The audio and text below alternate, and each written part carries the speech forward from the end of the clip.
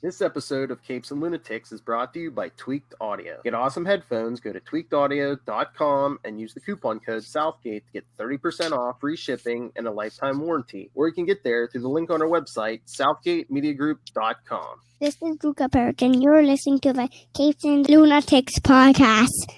Recording has started. Hello and welcome once again to Super Connectivity. I'm your host, Charlie, the Professor Esser. And with me, as always, is the blue-eyed bomber from the Burger Pits, Phil Perich. That's my guy. Oh, so glad to have you, Philip. Philip. What a world we're living in today. Coronavirus is running rampant around, and yes, and Tristan sending me face masks. He would like me to buy him off of Amazon. Oh, jeez. Has plans for the whole, get one for the whole family, he says. Anyway, but I want to talk. Don't pick your nose. You can pick your nose, but you can't pick your friend's nose. But you shouldn't pick anyone's nose because you shouldn't touch your face, and your nose is on your face. There you go. But let's talk about some of the stuff that's going out there right now. Let's talk Richard E. Grant. Okay. Phil, do you know who have any idea who Richard E. Grant is?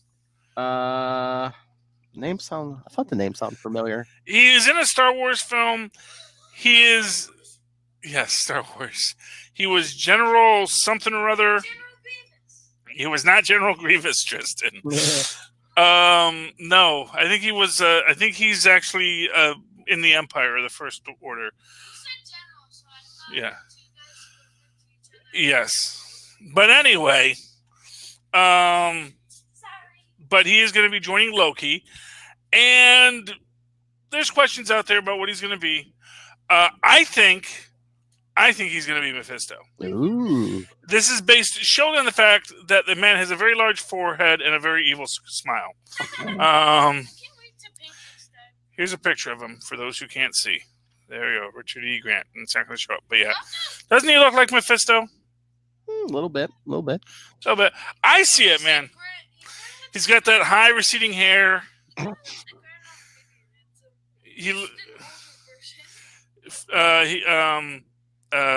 He says he looks like an older version of Grand Moff Gideon, according to...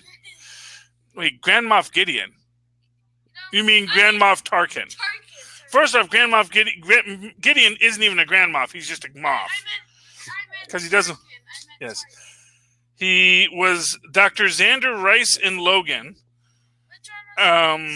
He was General Pride in Rise of the Skywalker. General Pride. I have no idea, but he was. But that's who he was, and he's going to be in Loki. Now, as I said, I think he looks like Mephisto, Tristan. Anyway, I think he looks like Mephisto. Okay.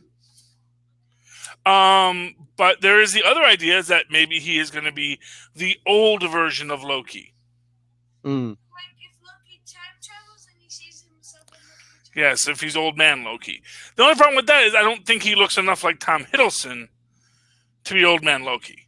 That's the only question. Although, a little makeup here and there. But then again, if you're going to do old man Loki, wouldn't you just put Tom Hiddleston in old man makeup? And honestly, the man's been doing this for 20 years. Are we sure he's not already old man Loki?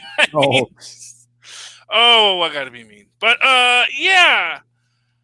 I mean, that's a theory. But he's out there. Robert Grant is his name. Robert E. Grant. He could be Mephisto. Do you have any thoughts on who he might be, Philip? Any thoughts or theories? I don't know. I like the Mephisto thing. Yeah, I mean, I think it fits him. Yeah, you don't think he's like a how he looks. Yeah, he could be like the head of the Time Variance Authority or something. I mean, yeah, that's an obvious option. Making him a suit. Making him just one of the guys. I mean, along those lines, he could be a Mortis as well. Give him a little mustache. He could be an Immortus. Nice big purple hat. Yeah, I mean, there are options for who he could be, but I think, it's possible he could be more than one thing. Obviously that's the fun of a show like Loki is, it's going to be dealing with time travel. It's going to be dealing with alternate timelines, and who this character becomes could be interesting. Now, speaking of alternate timelines, we also, and this is weird because Disney has just announced an animation studio to work on What If. And to me, that's odd because obviously we've seen clips of What If already. Yep. And it's like, What If was like the first thing they rolled out for us, and yet it's not going to appear apparently until August 20 or summer 2021 now, correct? I think it's something like that. Yeah. I believe that, but that's the first time we actually got a date for it, which is in the summer of 2021, which is great to know it's out there. If assuming we all get through 2020, but it's weird for them only to be just now announcing an animation studio, and it makes you wonder: is it that they're announcing it because they just decided on it, or is that they're announcing it because they're done with it? Oh. And this is the thing, because as you think about it, all of this stuff always has to be kept under massive wraps. Which means that by the time they actually start shooting stuff, everything's pretty much done. And like the shooting takes like the least amount of time of the filmmaking process for these things, I get the feeling. Because I get the feeling that they're like all the special effects they're rendering off beforehand. They just got to drop them in, And so I get the feeling like when they actually start shooting something, that everything else has already been decided. Now, we know they already started shooting Loki, and now they're just now announcing that there's an actor in it. But that actor probably was already cast. They probably already shot all of his roles. Which means they're not going to announce it until there's nothing more to leak. Good night, Tristan. Because obviously, if they have all of his stuff in the can, now they can say, "Oh yeah, and he's in this show," and it's not a big surprise when they reveal that when they start showing you the footage. So I think a lot of these shows are going to get a lot more accelerated because I think a lot of this stuff has already been done. I think right now we're in this stage where once they start announcing things start to move a lot faster. And, even though these things aren't scheduled, I think when's Loki scheduled? It's like scheduled for later this year, right? Yeah. Yeah, I'm going to look up the specific. Or is it early next year? It's either early next year or late this year. But I know that, it has to be late next or early next year because WandaVision got pushed back to this year. Oh, no, Loki is 2021 also. It says early 2021. Yeah. So it's probably going to be, WandaVision, I think we said it's probably going to be in December. And Loki will probably be either January or February. But, it's this idea that they're going to have it all in the can before they release it because you don't want to be, like, racing to get it done before you release it, So I get the feeling with them announcing the studio, it tells me that most of the work that studio has done is already done. That they were doing it under a pseudonym, a Cloverfield Pictures kind of thing, where they had a pseudonym for the show, as you usually shoot these things with a pseudonym. And then, once they're done, then they say, oh, actually that project that this company was working on, that everyone's wondering what it was, that was actually Marvel's What If, So I think that means that we're getting closer to What If, even though now we know it's not going to be released until the summer of 2021, which is exhausting, quite frankly. Animation takes a little longer, doesn't it? Yeah, I guess so. But then again, like I said, I get the feeling that they're probably mostly done with that. Otherwise, they wouldn't be announcing it. Or at least, or it's a situation where they're going to be working on it still. But at this point, they knew it was going to come out that they were working on it. They're doing enough work on it now that they knew that people were going to find out about this studio, and so they might as well just announce it now. But all that stuff, it's all well and good. There is something I did want to talk about that we didn't get to talk about last week. Okay. And that is Rey's father. Ooh. Because we have gotten the reveal. And again, it seems like there's a lot of stuff that's in the Star Wars novelization that we just never got in the movie. Mm-hmm. And apparently they're very slow reading it. Like, sort of like how, the Mary Sue doesn't know that there's a trans character in the Incredible Hulk right now. Like 2 days. Well, yeah, I guess it has only been 2 days. So, yeah, I guess usually these things do take time. It's weird. Like, I read it. Why haven't all you people read it yet? So, well, I guess maybe like with stuff like that, you think there'd be like more promotional material so that like these people could know about it beforehand. But I guess, there's a counter argument that when sites discover it on their own through their own reviews of these things, that's what gives it its viral capacity. And it doesn't look like you're pandering. It's just like, oh, hey, this is what this character is. This is how they identify. Mm-hmm. Do with that what you will. Yeah, but and again, like I said, with this character, it was neat because that did weave into the story very nicely. But getting back to Rey's dad. So as soon as they found out that, she's Palpatine's grandson, it was like, who did Palpatine have sex with to have a child, And now it's revealed that actually he didn't. It is, so spoilers for the novel, it was actually a clone of Palpatine that rejected his status as Palpatine's clone, which actually, interestingly enough, kind of suggests that what? There was going to be a original TV series where Palpatine actually had a wife. Well, there is talk that Palpatine had a wife at one point, maybe as a senator, but that doesn't mean he had children with that wife. I was also thinking. Yes. Well, that is the official canon now, is that it was a clone. It was a clone that was supposed to be like what he transfers his essence to. And then that clone was like, no, not going to do it. Runs off and actually falls in love and becomes a father, which is an interesting story in this tale of fathers and sons, or in this case, fathers and daughters. In the sense that at its core, as I've always said, is this idea that trying to control the Force, trying to be this being of power, misses the point. That if you try to be a Sith, if you try to be a Jedi, if you try to dam the river of the Force, you will have power, sure, but that power will be fleeting and it will be at great cost to all of the universe around you because you are impeding the flow of the Force. You're not supposed to hold on to it. You're supposed to let it flow through you. Exactly. And it's not meant to be for parlor tricks is the idea. The idea is, mastery of the Force isn't lifting a rock. Like lifting a rock, okay, great, you can lift a rock.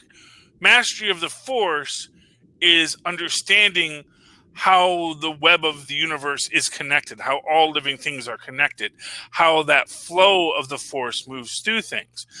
But it gives you the power to lift rocks. And if all you want to do is lift a rock, the Force will do that. But, as is the point, they have actually droids can lift rocks too. Or you can pick up a rock with your hands, that using the Force to lift, it's a very poor use of the Force to lift a rock. And that I think is the point to be taken. That is why, as I've said, when Han Solo says he's seen all of these mystics and charlatans across the universe, and the one thing he knows is that all of these tricks are nothing compared to a blaster. And of course, what killed the Jedi? A bunch of blasters from the clone troopers. Because, and everyone says, oh, how could he not know about the Jedi and the Force having lived through it? It's like, yeah, he lived through it and he saw how useless it was against the blaster.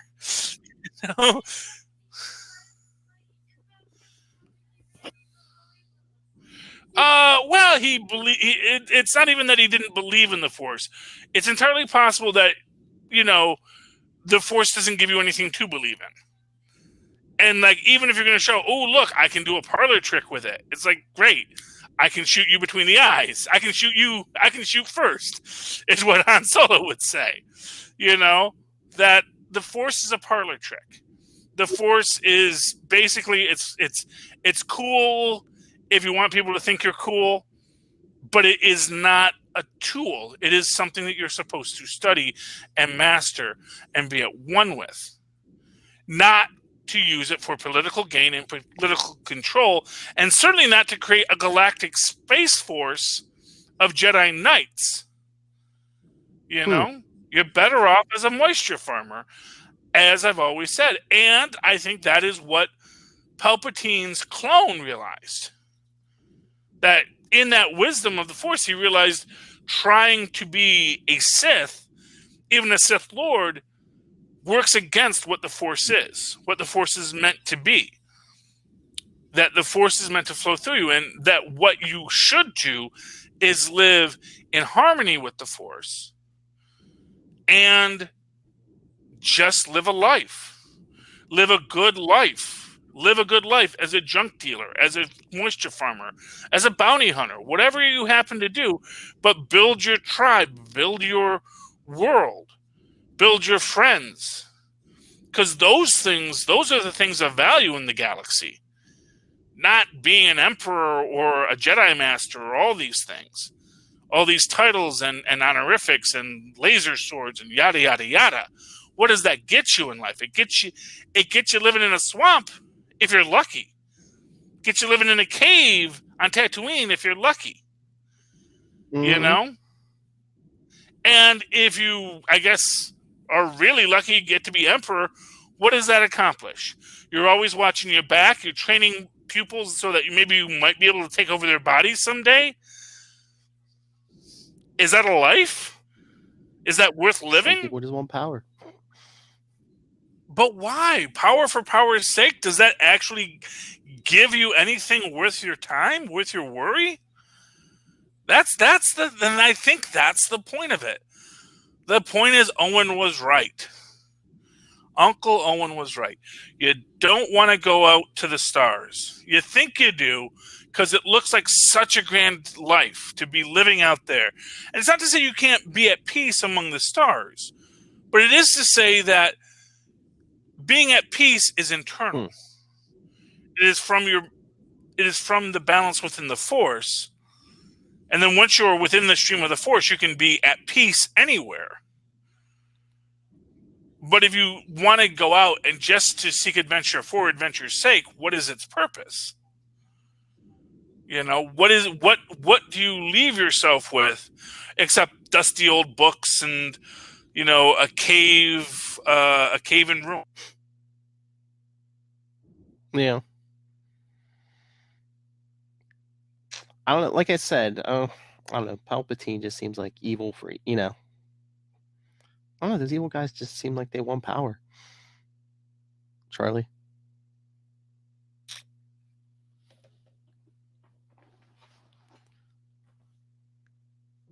Jedi Order did.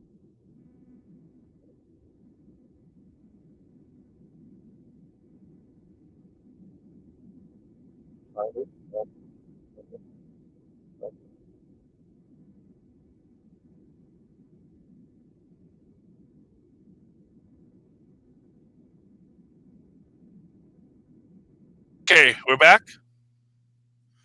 Yeah. Okay.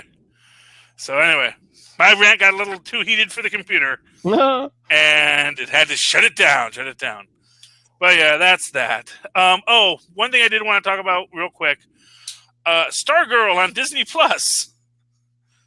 Okay. I have no idea what this show is, but as I turned on Disney Plus today, I just right there in the upper right corner, Stargirl. And it's like, Oh, aren't you just trolling DC for?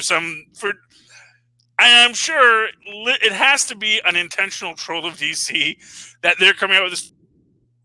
We have Disney Stargirl. Oh, what? You guys were doing a Stargirl too?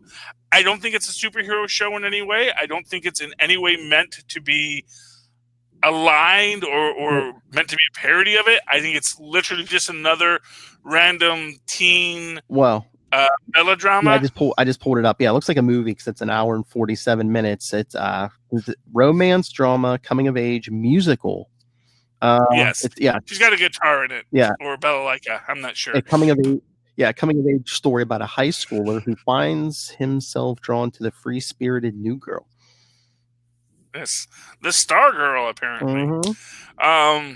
So it's Manic Pixie Dream Girl, the movie. But they called it Stargirl, obviously just to mess with DC. Oh, yeah. Because DC's going to have a Stargirl. It's like, oh, yeah. So that every time you Google it, you're going to see Disney Stargirl now. Because it's out first, and it's got a bigger footprint. Stay tuned for Marvel's Legends of Tomorrow. They're just throwing their shade. They're throwing their shade. Hey, you want to talk some comic books? Sure. What ones did we talk about? Oh, well, we got Peter Porker, the Spectacular Spider-Ham, number 4. And it's kind of delightful, really. Because we do get the plot line here that... So, they had the Council of Kangs. Okay, all of the Kangs getting together in their regular meeting, and they decided this time to invite all of the Kangs from other dimensions as well, not just their own timeline Kangs. Ew. And we do see some odd anthropomorphic animal-like Kangs and some alien Kangs, but then we get, of course, Kangaroo the Conqueror showing up. And all the other Kangs are quite offended because, of course, being a Kang is just a joke to him because he comes from a universe that is based on humor. He is from a cartoon universe. So they're quite upset, and they vow to destroy Larval World, which is what happens here, because we see Kangaroo, the Conqueror, on Larval World, which has been destroyed in the distant future. And he's basically explaining to Peter Porker it's all his fault because he only went to the Kang adventure because Peter was talking up about how he went to another dimension and everything else is so not as important as going to other dimensions and yada yada yada. So the Kangs do not like the silliness of it all. It is very silly. But the Scavengers do fight on, along with all of the other heroes and villains. And, of course, you get down to Captain America, who can do this all day. But if you can just take a nap first, a quick cat nap, he'll be ready to go. And they do a whole joke about on his left. And then he keeps on looking to the left, and there's no one there. And he says, no, I'm sorry, I meant stage left. Wow. And then Spidey and Kangaroo the Conqueror and Peter Porker all come back in Kang garb they stole from the Lost and Found, as you do. And then they battle Kang. And then we find out the big reveal at the end. Kang has been being manipulated by Mojo this whole time. Bum, bum, bum. Where is he? There he is, Mojo. So, yeah. So, they got a big crossover, but now Mojo is going to reboot the Larvalverse anyway. We'll see what happens next month, true believers. So that was fun. Other books I really enjoyed. This was a $5 book, $4.99. Oh. Fantastic Four, Grimm Noir. Oh, I was wondering about that. Was that good? It was good. It is not a Fantastic Four set into the Noir universe story, as I kind of hoped it would be, but it's not. It's really just about Ben Grimm basically being tormented by despair. Oh. He's basically having horrifying nightmares because despair is in his brain, feeding off of his terror and hunger. And they realize that this girl across the street, who's a beautiful singer, has been captured by despair. And then it's kind of weird because it's all takes place in the dream realm. Even though it looks like it's outside of the dream realm, it still seems to be within it. So I don't know if they're doing a thing where like, oh, the dream realm and the real world are not as separate as people think.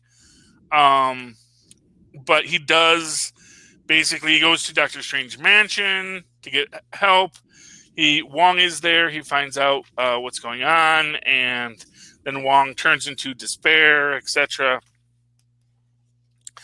And then you get your basic story. He falls apart, he's crushed, and then it is just all of the terror and trauma that Ben Grimm has been through his whole life. Abusive parents, yada yada yada, death of his brother. But then, of course, these are the things that also make him stronger. Means that he always rises. Get a nice thing here where he's like always afraid he's going to destroy the one he loves, and it's a sculptress, but you see she has the long red hair like Sharon Ventura. And then sees her being turned into a thing as well. So that's an interesting thing. And then basically, he does beat up despair because what else you going to do? He's a puncher. And yes, he's in the dream realm, but that means that he's just a puncher in the dream realm. And does wake up, saves the girl. But then you get a little, that's the end. But is it? Because then a little piece of him falls off. So anyway, really good book. I very much enjoyed it. Would recommend it to a friend. Nice. And then finally, the final. Avengers Wasteland number 3. Or Avengers of the Wastelands. This is cool. So they basically, so it's kind of weird. It opens up with Dr. Doom up in Schenectady, where Otto Octavius has been holed up since they dominated the world. And Doom is like, why are you hiding out here, Otto? I thought you could, we could have done so much, but you retreated into yourself. I guess Otto got really messed up when they took over the world. And apparently, the Otto Octavius comes out, you have so many minutes to comply, you have so many seconds to comply, yada, yada. And then, of course, it's revealed that Otto's been dead for years. It's just, the arms are just on autopilot. Oh. Because basically he's saying that something's changing and we need to stop it, which is apparently the heroes rising again. Or actually he says, I need to make sure you don't get involved or you don't stop it. So I don't know quite what Doom is up to in this storyline. But we get back to Cedar City of Champions where the vampires are attacking our Avengers. They get back to back and then they fight like Avengers, fight as a team. Then eventually they do defeat Baron Blood and his brood. And Danny puts Mjolnir on him so he can't get up. And they start interrogating him, trying to figure out, what he does know. And he says, I don't know. We've been stuck out here for weeks. Yada, yada. And then, of course, Cap cuts off his head. Before they were done interrogating him, but he also says he wasn't going to tell us anything more. So that leads to complications. They do wake up Viv, which is cool. Viv is back. And Ant-Man is speaking with Danny about her worries that what's his name? That the new Captain America, I'm blanking on his name right now, might not be a good guy, because we know that he is a member of Doom's team. He's joined up with us, but he's been in a lot of trouble. Maybe we shouldn't be trusting him. But Danny's like, look, you're only creating a narrative for him and then self-fulfilling it. Turns out that the Doombot head that they apparently have has battle plans that they're going to follow. They bury all the dead of Cedar Town, and then they go off together. Not before Viv gives Captain America's original shield, because she stole that out of Doom's museum because she didn't want him having it. And then we find out that other villains are monitoring our heroes and are sending them, drawing them to them with the false data from the Doombot head. And then we see who it is. It is a bunch of people who are really messed up. We've got, of course, Enchantress, Absorbing Man, a MODOK, a really messed up Green Goblin. And I just realized who this I get. I'm thinking this is Kane up in the back with the crazy hair. Maybe it's hard to see. Oh, Yeah. maybe, yeah. Yeah, or maybe Ben Reilly. I love Ben Reilly. Okay. And those were my extra books this week. Do you have anything extra you want to talk about, Phil? I mean, I didn't enjoy it. I mean, we don't have to spend too long on it, but I mean, Thor 4, can you explain to me? I mean, Thor, he's basically battling everyone but the big threat. Do you mean Galactus, or do you mean the Dark Galactus, Winter? I almost get, but I mean, first it was Beta Ray Bill. Now, it's like, Well, yeah. I mean, honestly, it's the entire book was the only reason I even read it was because Loki picks up Mjolnir. oh yes. For like 1 second, he picks it up and says, "But that's a different story." Ha ha! We got you to buy the book. And then, yeah, so, but aside from that, yeah, I don't quite get where it's going.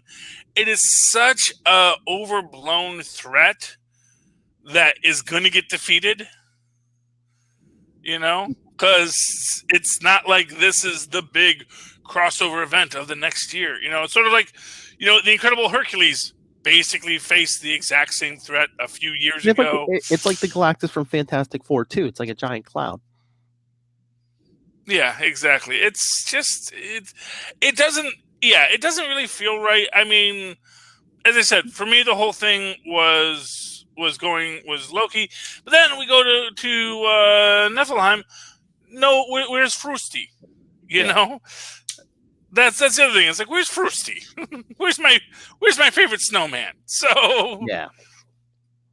At a lot of levels, it was a lot missing from it, from what I would have expected from it. But exactly. Aside from that, it's a book.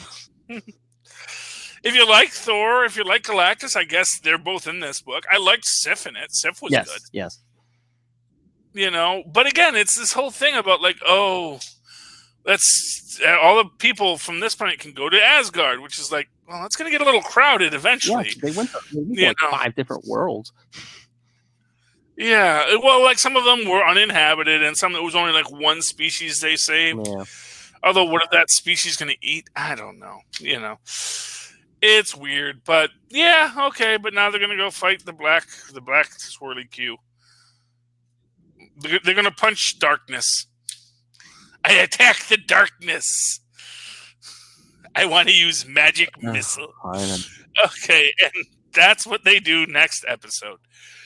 And that was the comic books, Philip. Yep.